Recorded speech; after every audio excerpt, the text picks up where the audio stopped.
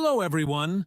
Welcome back to the English Learning Podcast, where we help you improve your English speaking skills in a fun and practical way. I'm Jason, your host, and joining me today is my wonderful co-host, Julia. Hey, Jason. Hi, everyone. We're so happy to have you here. Today, we're talking about a very common problem that many English learners face. They can understand English, but they can't speak fluently. Does this sound like you? Yes, a lot of learners can watch movies, listen to podcasts, and even read books in English. But when it comes to speaking, they freeze. They struggle to find the right words, and sometimes they feel too nervous to even try. That's right, Jason. And if this happens to you, don't worry. You are not alone. This is a very normal stage in learning any language. The good news is, you can overcome it, and today we're going to show you exactly how. In this episode, we'll talk about why this happens and, most importantly, what you can do to start speaking English more naturally and confidently. We'll also share practical techniques that you can start using today. By the end of this episode, you'll know how to break through the fear of speaking and finally start using English in real conversations. So, are you ready? Let's get started. So, Julia, let's get into it. Why do so many people understand English well but struggle to speak? That's a great question, Jason. There are actually several reasons why this happens. The first and biggest reason is fear of making mistakes. Many learners worry about saying the wrong thing or using incorrect grammar, so they just stay quiet. Yes, and I totally understand that fear. But here's the truth. Mistakes are part of learning. No one speaks perfectly in the beginning. Even native speakers make mistakes. Exactly. And the second reason is lack of speaking practice. A lot of learners spend most of their time listening and reading, which are great for understanding English, but they don't actually practice speaking. Right. It's like learning to swim just by watching videos but never getting into the water. You won't really improve until you start speaking. That's a perfect example. Another big problem is overthinking grammar. Many learners try to make every sentence perfect in their head before they speak, but by the time they're ready, the conversation has already moved on. That's so true. Instead of focusing too much on grammar, it's better to just speak naturally and correct mistakes later. What's another reason people struggle to speak? Well, another reason is that many learners don't have an English-speaking environment. They might live in a country where people don't speak English, so they don't get daily practice. Yes, that's a big challenge. But the good news is, you don't need to live in an English-speaking country to improve your speaking. There are ways to create your own practice environment, which we'll talk about later in this episode. That's right. So, to summarize, people struggle to speak English because of fear of mistakes, lack of practice overthinking grammar, and not having an English-speaking environment. But don't worry, we're going to help you overcome all of these problems. Absolutely! And first, let's talk about one of the biggest barriers, the fear of making mistakes. How can we overcome this fear? Let's discuss that next. All right. Now let's talk about one of the biggest reasons why people don't speak, the fear of making mistakes. Julia, why do you think so many learners feel this way? That's a great question, Jason. I think the main reason is that many learners are afraid of being judged. They worry that people will laugh at them or think they're not smart if they say something wrong. Yes, and that fear can be really strong. I've met many English learners who say, I don't want to speak because my grammar isn't perfect, or I might pronounce something wrong. But honestly, no one expects you to be perfect. Exactly. Think about how kids learn to speak. They make tons of mistakes, but no one laughs at them. Instead, they keep trying, and that's how they get better. It's the same for English learners. That's such a good point. And actually, Many native speakers don't even notice small grammar mistakes. They just focus on understanding what you mean. Yes, but I get it. Fear can still be hard to overcome, so one great way to reduce fear is to change your mindset. Instead of thinking, I might make a mistake, think, every mistake helps me learn. I love that. And here's another tip: start small. If you feel nervous about speaking, don't start with long conversations. Just try saying 1 or 2 sentences at a time. That's a great idea. You can also practice speaking alone first. Stand in front of a mirror and talk about your day in English. No one is listening, so there's no pressure. Yes. And another fun technique is recording yourself.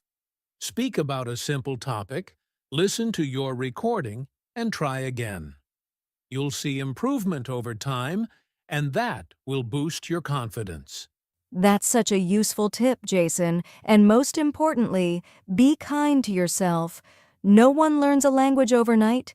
The key is to keep speaking, keep making mistakes, and keep learning. Absolutely! The more mistakes you make, the faster you improve. So instead of being afraid, embrace your mistakes. Now, let's move on to another big reason why people struggle to speak: the difference between passive learning and active learning. So, we've talked about the fear of making mistakes. Now, let's discuss another reason why many learners struggle to speak: the difference between passive learning and active speaking. Julia, what do we mean by that? Great question. Jason, passive learning is when you're just receiving information. For example, watching English videos, listening to podcasts, or reading books. These activities help you understand English, but they don't help you speak. Right. And on the other hand, active speaking means actually using English, practicing speaking, having conversations, and forming sentences in real time. That's the only way to improve fluency. Exactly. The problem is that many learners spend 90% of their time on passive learning and almost no time on active speaking. So they understand English but can't speak fluently. Yes, it's like learning to play guitar by only watching videos. You might know how to play, but until you actually pick up the guitar and practice, you won't be able to do it. That's a great example, Jason, and I totally get it. Passive learning feels comfortable. There's no pressure, no mistakes. But if you want to speak English fluently, you have to get out of your comfort zone and start speaking. Absolutely. And here's something interesting. Studies show that people remember 90% of what they actively do, but only 10 to 20% of what they just listen to or read. So, if you're only watching and listening, you're missing out on real improvement. Wow, that's so important to know. But Jason, what are some practical ways learners can move from passive learning to active speaking? Great question. One simple method is shadowing. Listen to a sentence from a podcast or video and repeat it immediately. This helps with pronunciation and fluency. That's a great tip. Another idea is thinking in English. Instead of translating in your head, try describing what you're doing in English throughout the day. I love that. And one more. Speak out loud every day, even if you're alone. Talk about your day, describe what you see, or even have a fake conversation with yourself. Yes, the key is to train your brain to speak, not just listen.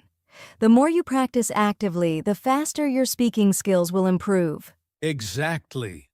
So, now that we understand the difference between passive learning and active speaking, let's move on to another important topic: how to train your brain to think in English.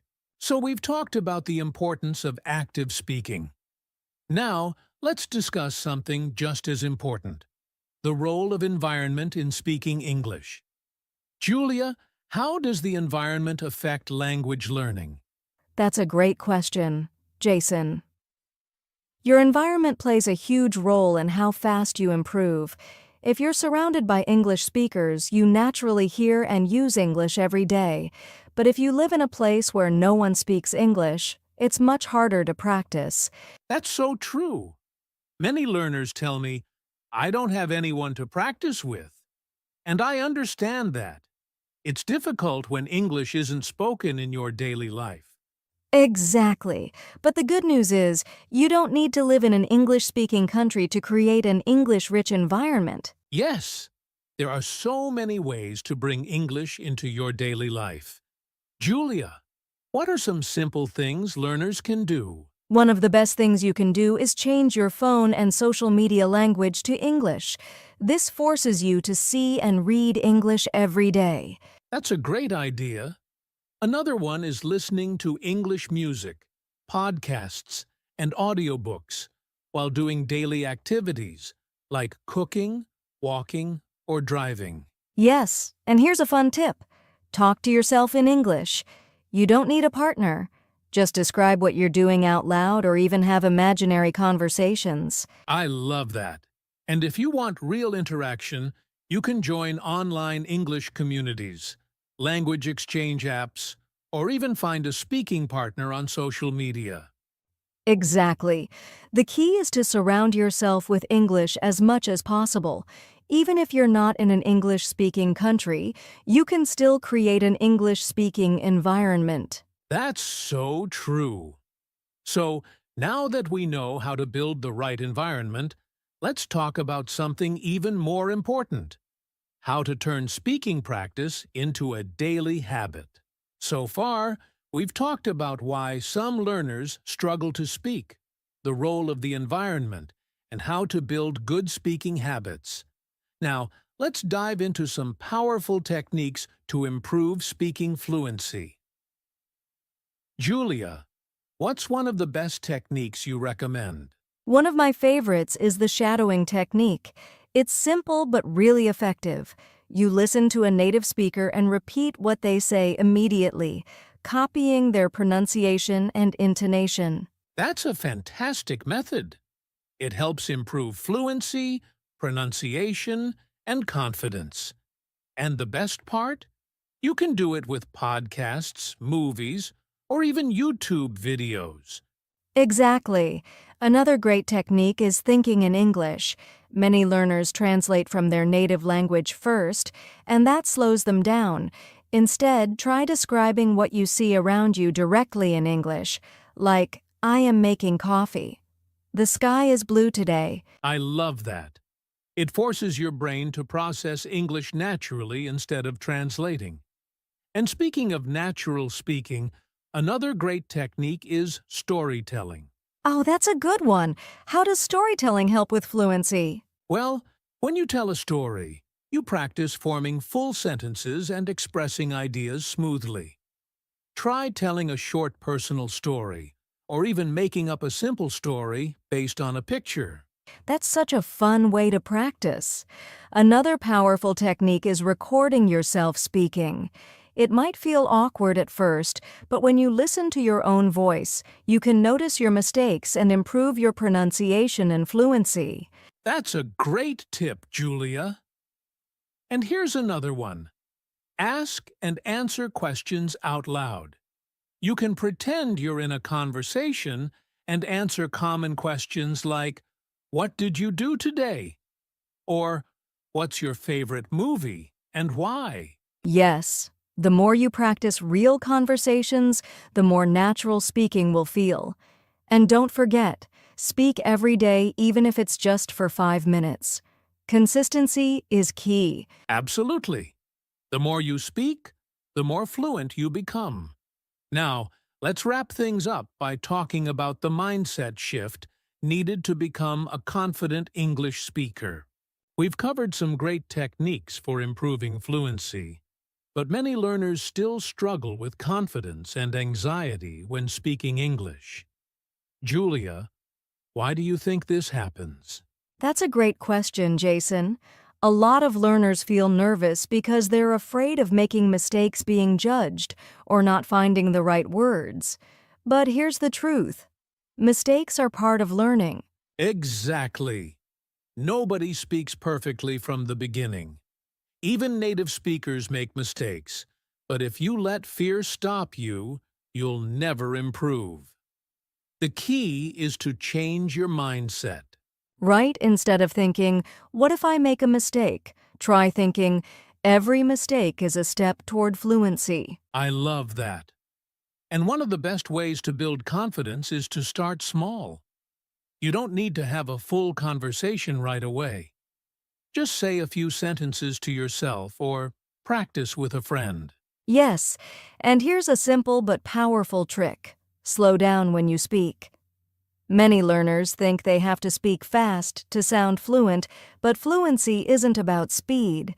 It's about clarity. That's so true. And another great tip is positive self-talk. Instead of saying, "My English is bad," say, "I'm improving every day." Your mindset affects your confidence. Exactly. And don't forget, expose yourself to English conversations as much as possible. The more you listen and speak, the more comfortable you'll feel. Absolutely. Confidence comes from action. The more you practice, the less anxious you'll feel. So, now let's wrap up with our final thoughts on overcoming the understand but can't speak problem. So, we've covered a lot today. We talked about why many learners understand English but can't speak, the psychological barriers, the difference between passive and active learning, and techniques to improve fluency and confidence.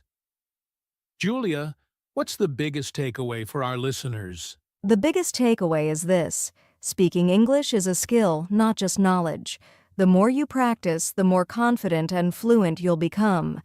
Don't wait for the perfect moment to start speaking. Start today. Yes. And remember, mistakes are part of the journey. Every time you speak, you're improving. Surround yourself with English, practice daily, and keep pushing past your fear. Exactly. And if you found this episode helpful, make sure to subscribe to our podcast and share it with a friend who's also learning English. That's right. And for more speaking practice, check out our other episodes where we dive deeper into fluency techniques. Keep practicing, stay confident, and we'll see you in the next episode.